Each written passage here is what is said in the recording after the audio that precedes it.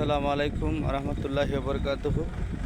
12 নং হরিপুর ইউনিয়ন পরিষদের উদ্যোগে জনাব আলহাজ মোহাম্মদ ফারুক মিয়া চেয়ারম্যানের উদ্যোগে হরিপুর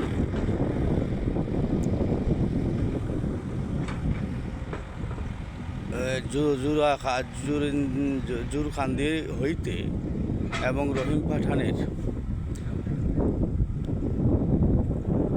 ডিপটিকল বা গাড়া মেশিনের গুড়া হইতে ইজল গাছের গুড়া হইতে তিতাস নদীর পার পর্যন্ত 450 ফিট দৈর্ঘ্য, প্রস্থ 20 ফুট, হাইট হইল আপনার 5 ফুট একটা রাস্তা নির্মাণের কাজ নতুন করে করা হচ্ছে। নতুন রাস্তা করা হচ্ছে। বিগত স্বাধীনের পরে এই ধরনের উদ্যোগের কাজ কেউ করে নাই। আমাদের বর্তমান চেয়ারম্যান ফারুক মিয়া সাহেব উদ্যোগ নিয়ে জনগণের স্বার্থে এবং কৃষকের স্বার্থে উদ্যোগ নিয়ে ওই কাজটি আমাদেরকে নিয়ে সম্মিলিতভাবে করতেছেন। ওনার জন্য দোয়া করবেন।